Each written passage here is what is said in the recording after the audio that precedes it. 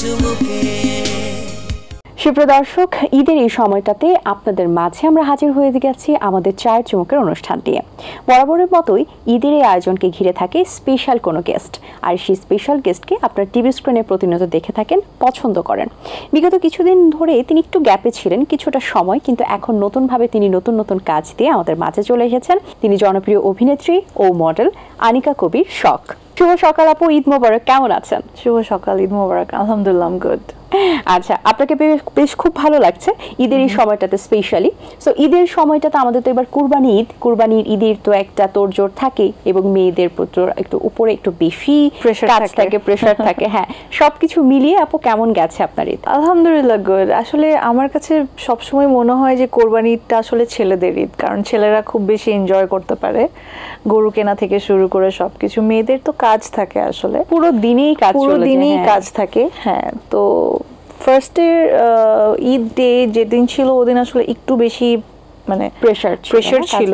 শ্বশুর বাড়ির ঈদটাকে বেশি এনজয় করা হয় না বিয়ের আগে বাবার বাড়ির? না, আমি আসলে ঈদটা এনজয় করি বাবার বাড়িতেই। ওখানে একটু রিল্যাক্স থাকা যায় না? রিল্যাক্স কি, মানে ওখানে আসলে আমি তো পুরান ঢাকার মেয়ে, সো গ্যান্ডারিয়াতে যেটা হয় যে ওখানে আমরা যেহেতু ওখানকার স্থানীয়, সো এখানে আমার নানু বাড়ি, আমার মামা বাড়ি সব একসাথে, তো সো সবাই একসাথে মিলে মজাটা অন্যরকম হয়। আচ্ছা, ঈদের এই সময়টাতে স্পেশালি কোন খাবারটার উপর বেশি আকর্ষণ থাকে? যেহেতু কোরবানির ঈদ, গরুর মাংস ডেফিনেটলি। আমি যদিও মাটন খাই না, বিফ নিয়ে অনেক ধরনের প্রিপারেশন থাকে আমার, যে আমি বিফ এইভাবে খাবো, এইটা করে খাবো, এইভাবে বানাবো, এগুলো। আচ্ছা, আপনি তো এখন খুব হেলথ কনসিয়াস হয়ে গেছেন, আপনি খুব নিজেকে নতুনভাবে রিপ্রেজেন্ট করছেন দর্শকদের মাঝে, কারণ আমরা দেখেছি যে আপনি হয়তোবা আপনার বিয়ের পরে একটু গ্যাপ নিয়েছিলেন, পরিবারকে পুরোটা সময় দিয়েছেন, এখন আবার নতুন করে কাজে ব্যাক করার কারণে ডায়েটটা কতটুকু মেনটেন করা হচ্ছে? কুরবানি ঈদে তো মাংস খেলেই মানুষ মোটা হয়ে যায়, এবং আমি একদমই ডায়েট করি না, সত্যি কথা বলতে। বিকজ হ্যাঁ, আমার প্রেগন্যান্সি টাইমটা আমি একটু গেইন করেছিলাম, যেটা সবাই করে, বাট আমি একটু মানে হয় না একটু হেলদি। আমার মানে ফুড হ্যাবিট হচ্ছে কি সবসময় একটু হেলদি খাবার খাওয়া। যেমন আমি ভেজিটেবলস অনেক পছন্দ করি, ফিশ একটু কম খাই, but C fish I love C fish. And এই তো মাছ বাদে আমার মনে হয় মাংস, গরুর মাংস আমার ফেভারিট, সেগুলো খাওয়াই পড়ে। তো আপনি নাচ করেন, বিজ্ঞাপনে কাজ করছেন, মডেলিংয়ে আছেন, সবকিছু মিলিয়ে সবচেয়ে বেশি মানে ইন্টারেস্টেড বা সবচেয়ে বেশি এনজয় করা হয় কোন সেক্টরে? আমি ছোটবেলা থেকে যেহেতু আমার বেসিকটা নাচ ছিল, আমি নাচ করেছি, আমি মডেলিং করেছি, আমি অ্যাক্টিং করেছি, নাচের আগেও আমি গান করেছি। আমার যদিও গানটা দিয়ে শুরু, বাট গানটা আমার কন্টিনিউ করা হয়নি। আর মুভি করেছি। সো এটা আসলে এখন যেহেতু মানে প্রফেশনালি কাজ করছি, দায়িত্ব হয়ে গেছে, দায়িত্বর জায়গা থেকে আমি সবগুলো সেক্টরেই আসলে আমি আমার প্রপার দায়িত্বর সাথে কাজ করছি, আর সবগুলো সেক্টরেই ভালো লাগা আছে। ফ্যামিলি থেকে তখন তো একটু শকিংই হয়তোবা ছিল, যে শকিং না, কিভাবে দেখছেন? শকিং না, ঠিক। আমার পেরেন্টস অলওয়েজ অনেক supportive. They are like, okay, do whatever you want to do, আমরা কোনো প্রেশার করবো না, বাট তোমার আসলে ভালো কিছু করতে হবে, এটাই।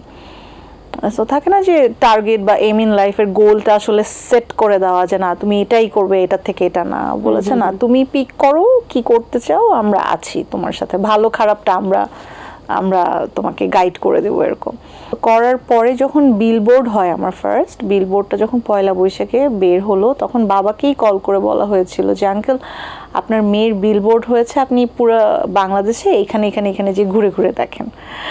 সো বাবা was like very surprise, and দেখে ডেফিনেটলি সবার ভালো লেগেছে। অ্যান্ড ওটার পর থেকে তো এখন লাইক করেই যাচ্ছে। এখন যেমন সবাই অনেক প্রাউড আমাকে নিয়ে। এই তো, এবং এখন আবার এই যে পুরোদমে কাজে ফিরেছেন, আমরা যদি দেখি যে ব্যাক টু ব্যাক আপনি অনেকগুলো বিজ্ঞাপন করেছেন, এবং প্রত্যেকটা বিজ্ঞাপনই দুর্দান্তভাবে করেছেন, এবং দর্শকরা বেশ পছন্দ করেছে। কারণ একটা সময় কিন্তু আমরা অ্যাডের একটা ক্রেজ ছিল, এখনো আছে, অ্যাড তো প্রতিনিয়তই থাকে, কিন্তু ওই সময়টাতে আরো মনে হয় একটু বেশি ক্রেজ ছিল। এখনকার থেকে ওই টাইমটা আসলে শুধু টিভিসি না, তখন আসলে মানে পুরোপুরি কাজেরই একটা অন্যরকম একটা ভাইব ছিল, একটা ভ্যালু ছিল, যেটা এখন একটু কমে গিয়েছে।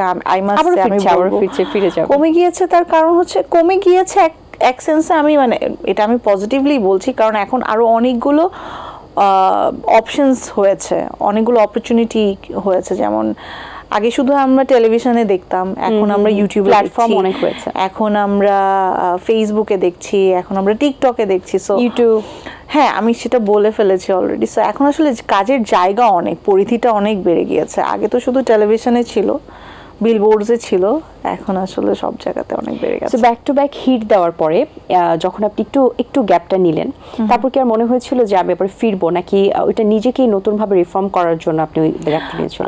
আসলে এত কিছু চিন্তা করে আমি কিছু করিনি, বাট আমি অলওয়েজ একটা জিনিস বলি যে যেহেতু আমার ক্যারিয়ারটা শুরু অনেক ছোটবেলা থেকে।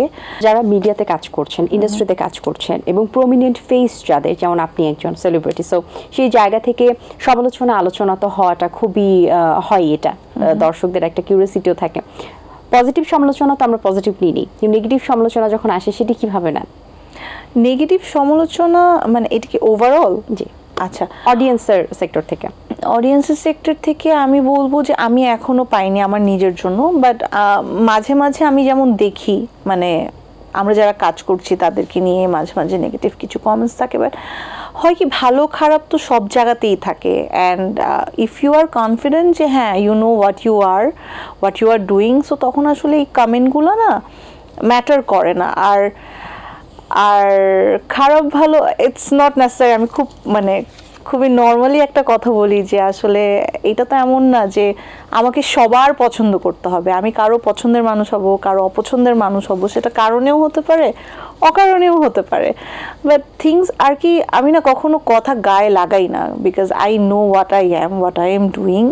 সো নিজের প্রতি বিশ্বাসটা থাকলে ওইটা হয় না। বাট হ্যাঁ, আমি কিছু মানুষের কথা মানে খুব গায়ে নিই, সেটা হচ্ছে আমার পেরেন্টস, আমার কাজিন মুগ্ধ, লাইক আমার ফিউ পিপলস আছে যারা আমার খুবই পার্সোনাল।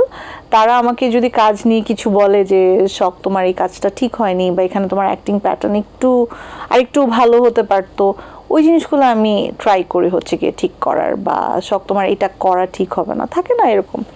বাট ওভারঅল সবার কথা শুনলে তো আমি পাজলড হয়ে যাব। আপনি দুটি সিনেমাতে কাজ করেছেন এবং এরপরে আর সিনেমাতে কাজ করেননি। আপনার নামের প্রথমে নায়িকা তোকমাটাও দেওয়া হচ্ছে না, তো কেন? মানে আপনি কি কখনো মনে হয়নি যে আমরা যখন অভিনেত্রী বলছি তার আগে নায়িকা শখটাও বলি? নায়িকা তকমাটা দেওয়া হচ্ছে না, ইটস নট লাইক দ্যাট। আমাকে অনেকে নায়িকা বলে, বাট কাজ যদি বলা হয় যে কেন করা হয়নি, তাহলে আমি তখন ইন্টারেস্টেড ছিলাম না একদমই। আমি তখন একদমই মুভিতে ইন্টারেস্টেড ছিলাম না, because I was too young that time. And ওই সময়টা আমি বাংলা লিঙ্ক নিয়েও অনেক বেশি ব্যস্ত ছিলাম। যেহেতু আমি ব্র্যান্ড অ্যাম্বাসাডার ছিলাম, বাংলা লিঙ্কের অনেক কাজ থাকতো আমাদের। সো এত কিছু করে স্টাডি করে আসলে পসিবল ছিল না। অ্যান্ড ওই টাইমটা টু বি ভেরি অনেস্ট সিনেমাও খুব একটা বেশি ভালো হচ্ছিল না। এখন যেমন সিনেমার সময়টা অনেক চেঞ্জ হয়ে গেছে, অনেক ভালো ভালো গল্পের সিনেমা হচ্ছে, ডিরেক্টরসরা অনেক ভালো সিনেমা ডিরেকশন দিচ্ছে। সো এখন already I have done one thing যেটা আমি এখনো ডিসক্লোজ করতে পারছি না, because I don't have any permission. It's related cinema? হ্যাঁ, অফকোর্স রিলেটেড সিনেমা। সো এটা আমার যখন পারমিশন হবে তখন আমি ডিসক্লোজ করব। আর ডেফিনেটলি আমার যদি পছন্দ মতো কোনো ভালো গল্প চলে আসে, আমি আবারও মুভি করব। ঘুরতে যেতে তো ভালো লাগে, দেশে নাকি দেশের বাইরে? I love travelling. সো দেশের বাইরে সব জায়গায় আমার ঘুরতে ভালো লাগে, নতুন নতুন জিনিস এক্সপ্লোর করতে ভালো লাগে। আচ্ছা, কখনো যদি এমন কোনো অপশন পান যেখানে আপনি আপনার লাইফ থেকে একটি জিনিস ডিলিট করতে পারবেন, কিংবা একটি জিনিস আপনি কখনোই করতে চাইবেন না, এরকম কোনো জিনিস আছে কিনা? না, এরকম কিছু নেই। ওকে, রাগটা যদি একটু ডিলিট করতে পারতেন মনে হয়? না, সেটাও না, রাগটাও ইম্পর্টেন্ট লাইফে। কারণ রাগ থেকে আসলে কিছু কিছু সময় রাগটা খুব বড় ভূমিকা পালন করে। রাগ থেকে ভালো কিছু হয়, দাগের মতো। এক্স্যাক্টলি, হ্যাঁ। আচ্ছা, অবসর সময়ে যখন পাওয়া হয়, যেহেতু কাজের চাপ তো থাকে, টানা একটা শুটিং এর টাইম থাকে, যখন আবার একটু গ্যাপ থাকে, একটু অবসর সময়টা পাওয়া যায়, তখন কি করতে বেশি ভালো লাগে? অবসর সময় আমি ভীষণ ফ্যামিলি ওরিয়েন্টেড একটা মেয়ে। আমি টোটালি টাইম দিতে পছন্দ করি আমার ফ্যামিলিকে। মানে থাকে না যে একটু ঘর কোণে টাইপের মেয়ে, আমি অলওয়েজ এটা। আমি অবসর সময়ে চেষ্টা করি আমার মেয়ে, আমার মা, আমার ভাই, ওদের সবাইকে টাইম দেওয়ার। ওদেরকে নিয়ে বের হলে কোথাও, ওদেরকে নিয়ে আসলে বের হওয়া হয় আমার, সেটা ঘুরতে হোক অথবা আমরা ভীষণ ফুডি, আমরা মানে ফুল ফ্যামিলি, যেহেতু আমরা পুরান ঢাকার প্লাস বিক্রমপুরের, সো আমরা বিভিন্ন নতুন নতুন ফুড আসলে কোথায় কোনটা নতুন কোন ভালো ফুড আছে এটা এক্সপ্লোর করি। খুব ভালো লেগেছে আপু, অসংখ্য ধন্যবাদ ঈদের সময়টা আপনাদের মাঝে দেওয়ার জন্য। অনেক অনেক শুভকামনা, অনেক থ্যাংক ইউ সো মাচ তোমাকেও। ঈদ মোবারক। ঈদ মোবারক। দর্শক, আশা করছি আজকের আয়োজন আপনাদের ভালো লেগেছে। আজ এই পর্যন্তই, আপনাদের সঙ্গে দেখা হবে আগামী পর্বের নতুন কারোর সঙ্গে। আবার আজকের এই সুন্দর ড্রেসটি স্পন্সর করেছে আনজারা। সবাই ভালো থাকবেন, সুস্থ থাকবেন, এটিএন বাংলার সাথেই থাকবেন এবং যাবার আগে সকলকে আবারও ঈদ মোবারক। দিন আসে দিন যায়, সময়টা চলে যায়, তবু আছি এই বেশ ভালো। জীবনটা রঙময়, যেভাবেই হওয়া চাই, নয় কবু সাদা কালো। এই আশাতে স্বপ্ন ভাসে, সুখ হাসে চোখে মুখে, চায়ের চুমুকে।